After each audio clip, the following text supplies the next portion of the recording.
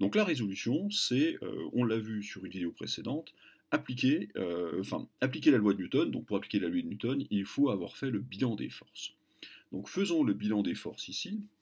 Euh, donc bilan des forces sur le système ballon. Alors on devrait écrire ça comme ceci, pardonnez-moi. Hop, sauter un petit peu, système ballon. Donc les forces qui s'appliquent à lui, il y en a plusieurs, hein. Il y a le poids, qui est égal à mg, donc celui-là, on ne peut pas échapper à la pesanteur. Il y a également des forces de frottement de l'air. Et puis il y a également la poussée d'Archimède. Alors j'en dis un petit mot rapidement. La poussée d'Archimède, c'est en gros Archimède. Tout corps qui est plongé dans un fluide, en fait, subit une action du fluide qui tend à l'éjecter de lui-même. Alors pour expliquer, on peut regarder ce qui pourrait se passer dans l'eau, par exemple. Donc si j'étais dans une petite bassine d'eau ici,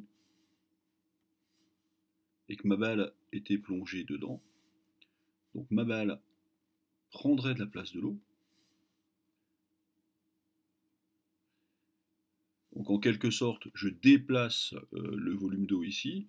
Et donc que va faire l'eau? En fait, elle va exercer une force vers le haut qu'on appelle la poussée d'Archimède.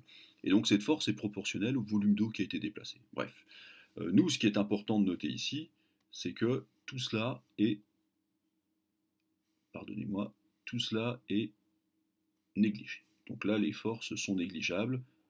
On nous dit que toute action de l'air est négligeable.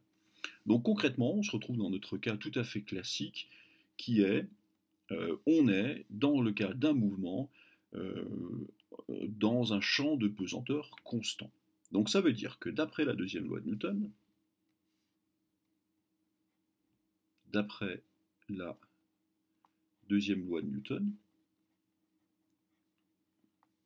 la somme des forces, alors on peut l'écrire directement, P est égal à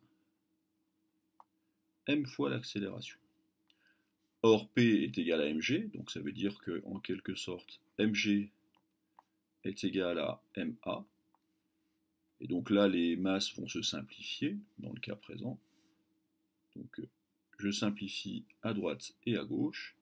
Et donc il me reste l'expression classique, celle que l'on connaît, qui veut dire que l'accélération sur tout le mouvement est égale à g.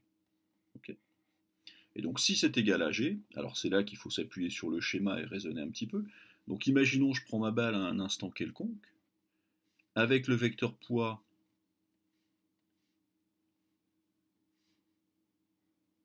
dirigé vers le bas, le poids donc dirigé vers le bas. G, de la même manière, est un vecteur qui est vers le bas, orienté vers le sol. Donc les coordonnées de mon accélération seront les coordonnées du vecteur G. Donc je vois bien là que suivant l'axe OX, la coordonnée est nulle. Suivant l'axe OZ, la coordonnée vaut G, la longueur du vecteur. Mais attention, le vecteur étant orienté vers le bas, le G va être précédé d'un signe moins. Le moins G voudra dire que le vecteur est orienté vers le bas. D'où les coordonnées de mon vecteur A. Donc là, je vais pouvoir conclure ce qu'on m'avait demandé. Quel que soit l'instant, la coordonnée suivant x de A sera égale à 0. La coordonnée selon z de A sera égale à moins g. Donc ça, c'est quelque chose qu'on vous demande de savoir démontrer. Ça n'est pas un savoir par cœur, il faut être bien clair. Si vous le sortez comme ça dans un exercice sans le démontrer, vous n'aurez pas les points. Donc il faut savoir le démontrer. C'est tout le temps la même chose, donc il est nécessaire pour vous, et c'est un bon investissement que de faire l'effort d'apprendre cette démonstration, d'apprendre à la retrouver. Alors, je fais une remarque quand même, hein. J'ai dessiné le ballon ici en cours de mouvement. Vous voyez bien que toute action de la basketteuse est complètement inexistante, puisque la basketteuse, elle est restée là, elle est ici.